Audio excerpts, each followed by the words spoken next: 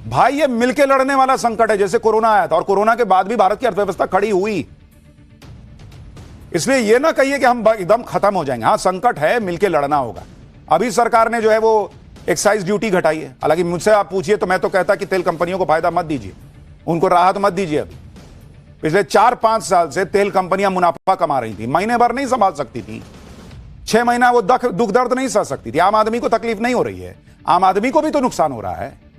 कईयों के बिजनेस बंद हो रहे हैं, कईयों का रोजगार चला गया, वो गांव चले गए। ये संकट की स्थिति है। सरकार को अभी एक एक पैसा जो है वो कई जगह लगाना पड़ सकता है। आगे कहां जाके युद्ध रुकेगा अभी पता नहीं। 10 तरह के संकट आएंगे, जगह जगह पैसा खर्चा करना होगा। ये तेल कंपनियों को सबसे ज्यादा आग लगी हुई थी कि नहीं, हमको नुकसान हो रहा, हमको नुकसान हो रहा है। और जब मुनाफा हो रहा था तब खैर इधर राहुल गांधी ने मोर्चा खोला हुआ है। उधर बंगाल में अपने किले को बचाने में जुटी सीएम ममता बनर्जी भी युद्ध के इंपैक्ट को लेकर मोदी सरकार को घेर रही है। ममता बनर्जी ने आरोप लगाया कि अभी गैस नहीं मिल रही तो लोगों को कैश दिया जा रहा है। चुनाव के बाद ना कैश मिलेगा ना गैस। सुनिए ममता बनर्जी। মানুষ গ্যাস পাবে না, ইলেকশনের আগে দেবে ক্যাশ, আর ইলেকশনের পরে গ্যাসও বন্ধ, ক্যাশও বন্ধ। এটা বিজেপির খেলা। यानी यहां संकट के बीच तेल और गैस को लेकर, सिलेंडर को लेकर भयंकर पॉलिटिक्स भी शुरू हो गई। इधर इंडी गठबंधन पीएम मोदी को घेर रहा है, पेट्रोल सिलेंडर को लेकर सवाल उठा रहा है, डिप्लोमेसी में पाकिस्तान के रोल को लेकर सवाल हो रहे हैं। उधर इंडी गठबंधन में शामिल सीएम उमर अब्दुल्ला कह रहे हैं कि इस युद्ध को रुकवाने में पीएम मोदी अहम रोल निभा सकते हैं क्योंकि उनके सबसे अच्छे संबंध हैं। हम तो चाहेंगे कि वॉर जल्दी खत्म हो और इसमें जो रोल वजीर आजम साहब अदा कर सकते हैं वो शायद और कोई अदा नहीं कर सकता क्योंकि उनके अच्छे ताल्लुकात हैं इन तमाम मुल्कों के साथ।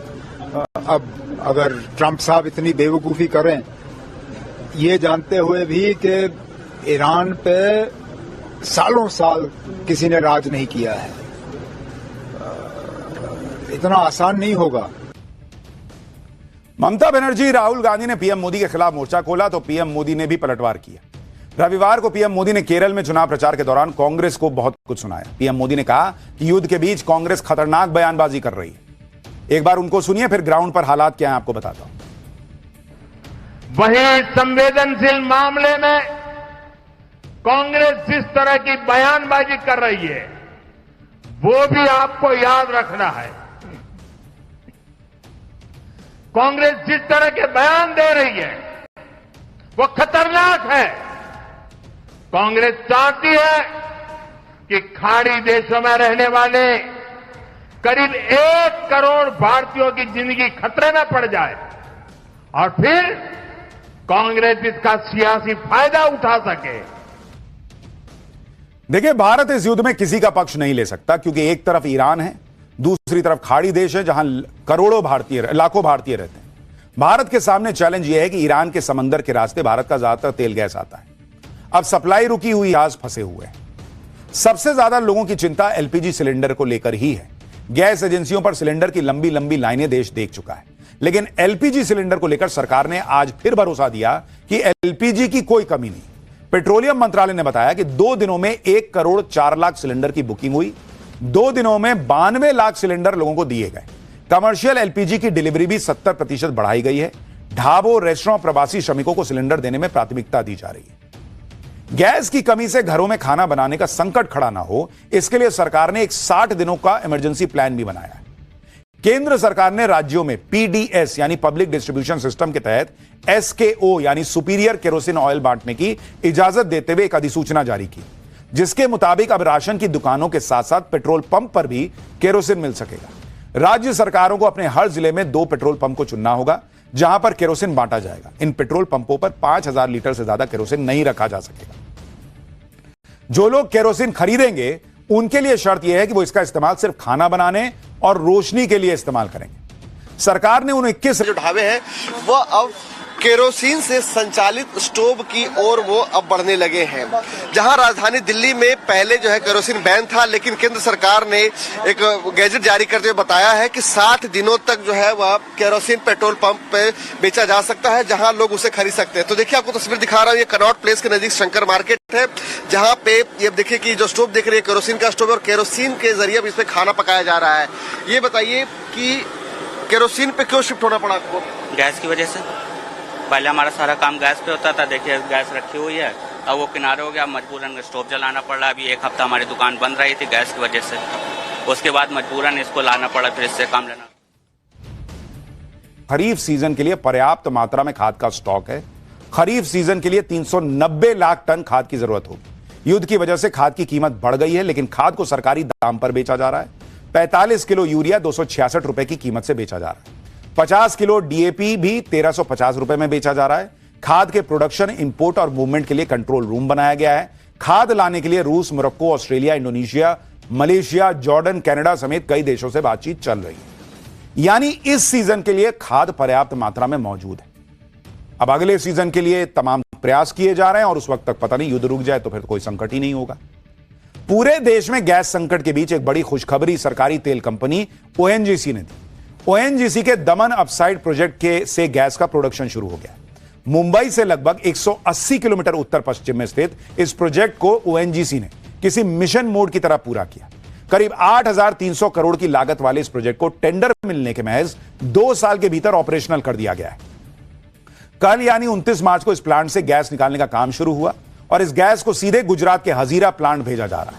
इस प्रोजेक्ट से निकलने वाली गैस का सीधा फायदा आम आदमी और देश के उद्योगों को होने वाला है। देसी गैस की उपलब्धता से फर्टिलाइजर प्लांट्स की लागत घटेगी, पीएनजी और सीएनजी की सप्लाई भी बेहतर हो पाएगी।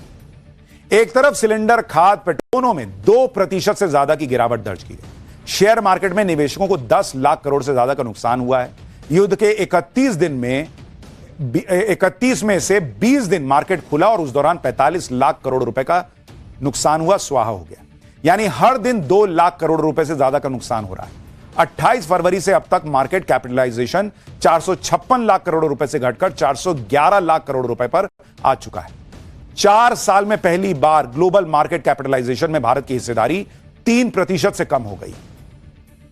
यानी शेयर 95 का आंकड़ा पार कर गया। युद्ध के शुरुआत से लेकर अब तक रुपया डॉलर के मुकाबले करीब 3.5% से ज्यादा गिर चुका है। रुपया एशिया में सबसे ज्यादा खराब परफॉर्म करने वाली करेंसी बन गई है। अब रुपया क्यों गिर रहा है और इससे आपकी सेहत पर क्या असर पड़ेगा वो भी बताता हूं। युद्ध के समय जब अस्थिरता सेफ हेवन माना जाता है, जिससे बाकी करेंसी कमजोर होनी शुरू हो जाती है। युद्ध के दौरान मार्केट से फॉरेन इन्वेस्टर्स अपना पैसा निकालकर जा रहे हैं। जब फॉरेन इन्वेस्टर्स एग्जिट करते हैं तो वो रुपया बेचते हैं, डॉलर खरीदते हैं, इससे भी रुपया गिरता है। FII यानी फॉरेन इंस्टीट्यूशनल इन्वेस्टर्स ने केवल मार्च महीने में ही 12 लाख करोड़ से ज्यादा रुपया भारतीय मार्केट से निकाल लिया है। यह ट्रंप के कुल युद्ध खर्च का 33% है। रुपया कमजोर होने से भारत का इंपोर्ट बिल बढ़ेगा। भारत ऑयल, इलेक्ट्रॉनिक्स, खाद समेत कई चीजें इंपोर्ट करता है। जब ये सब चीजें महंगी होंगी तो महंगाई बढ़ेगी, परिवहन और लॉजिस्टिक कॉस्ट बढ़ेगा, सब्जियां, दालें, दूसरे खाद्य पदार्थ महंगे हो जाएंगे। महंगाई बढ़ेगी तो खपत कम होगी। खपत कम होने से कई सेक्टर्स में मंदी आ सकती है। कई सेक्टर्स में स्लो परफॉर्मेंस से भारत की जीडीपी ग्रोथ पर असर पड़ेगा। पूरा साइकिल है बॉस जो चले जा रहा है। वित्त मंत्री ने कहा कि देश की अर्थव्यवस्था की हालत मजबूत है, रुपया ठीक चल रहा है। उनके इस बयान पर लोकसभा में हंगामा मच गया।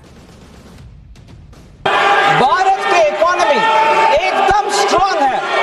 हमारे फिस्कल सिचुएशन स्ट्रांग है और फिस्कल डेफिसिट 5 साल में कैसे मेंटेन करके आ रहे हैं, इसके ऊपर पूरे दुनिया में प्रशंसा हो रही है। और ये भी है हमारे फॉरेन एक्सचेंज रिजर्व इतना बरकरार है, सॉलिड भी है। इसके कारण आज हम डॉलर का व्यवस्था को पूरे दुनिया देख रही है। हर एक इमर्जिंग मार्केट का इकोनॉमी के साथ भारत को तुलने में हमारे रुपया ठीक चल रही है और रुपया को ठीक चल रही है, बिल्कुल ठीक चल रही है। No, absolutely going fine. वित्त मंत्री मानने को तैयार नहीं है कि रुपया जो है वो नीचे जा रहा है, मतलब नीचे जा रहा है, लेकिन वो कह रही है कि ठीक कर रहा है।